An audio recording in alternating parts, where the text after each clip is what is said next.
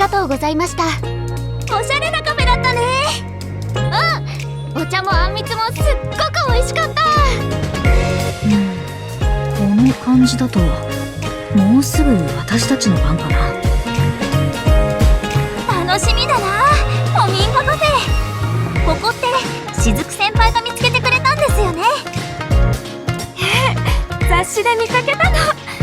古いお家を改装したカフェなんだけど、なんと縁側にも座席があって景色を見ながらお茶ができるらしいのよ。縁側でお茶か。まさに和という感じだな。俺も楽しみだ。お待たせしました。4名様ですね。ご案内します。私たちの番みたい。こちらのお座席にお願いいたします。ありがとうございます。へえ、外に足を出して縁側に座る感じなんだ。面白いな。それに本当に昔ながらの家をそのままカフェにしてるって感じ。雰囲気は少しうちに似てるけど、カフェでこういうところって新鮮だな。ここに置いてあるお盆にお茶が置かれる感じなのかな。じゃあとりあえず横並びに座って。どうしたの？本当に縁側だ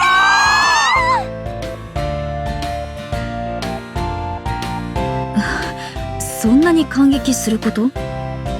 だって縁側にそのまま腰掛けられるカフェなんて初めて見たんだもん。俺もだ。てっきり縁側に椅子やテーブルが置かれているのかと思っていたが、まさか直接座るスタイルだったとはな。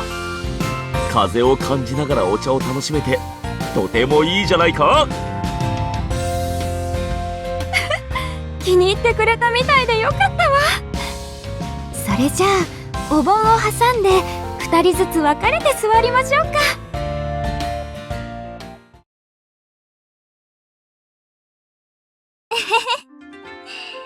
天気も良くてポカポカで、なんだかすっごくいい時間だな。家でもこんな風にできたらいいのにな。確かにこういうリラックスタイムを家族で過ごすのは良さそうだな。このカフェに似たシチュエーション。ベランダでティータイムなどはどうだ？おー、いいねいいね。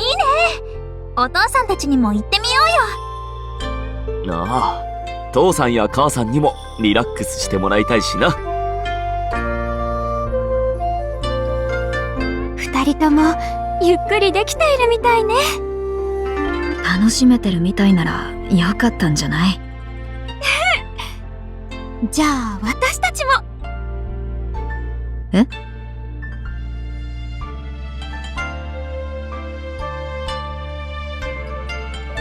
はいしーちゃん。いや、あーんじゃないから。あんみつくらい自分で食べられるし。っていうか、お姉ちゃんこそさっきからほとんど食べてないでしょ？そんなことないわ。それに私はしーちゃんが美味しそうに食べてるところを見てるだけでお腹いっぱいだもの。またそんなこと言って。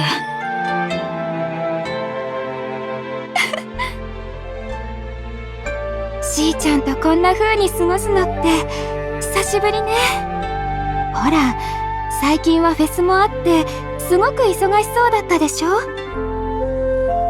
まあ、そうだね。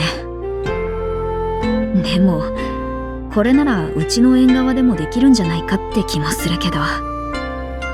確かに座ってお茶を飲むのはうちの縁側でもできるわね。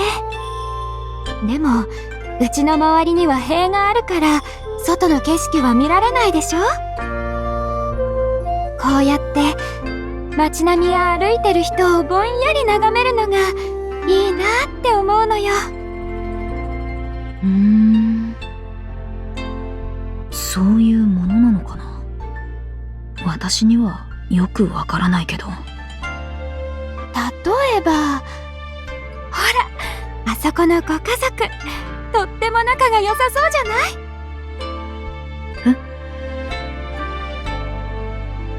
女の子がニコニコしながらお父さんの手を引っ張ってるわ。きっと早く先に進みたくて仕方ないのね。本当だ。勢いがすごすぎてちょっと痛そうだけど。こうして見ると確かにいろんな人がいるな。あっちの人たちは友達同士かな。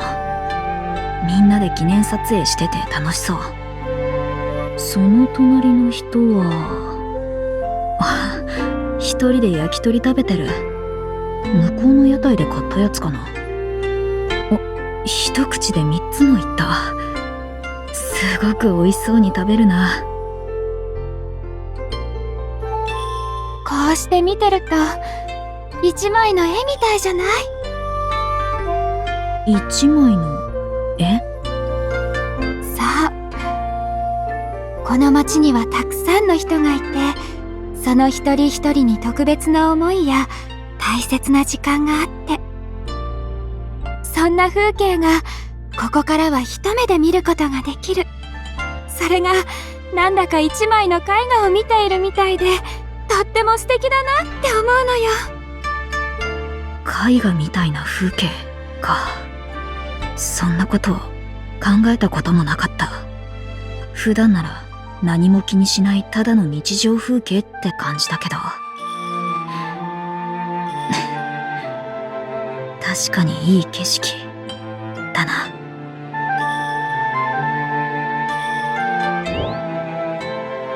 あ、しほっち、笑ってる。それに、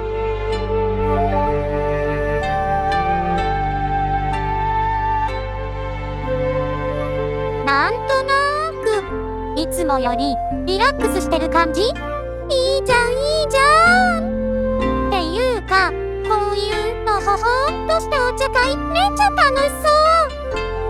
今度世界でもできないか、レンと考えてみようっと。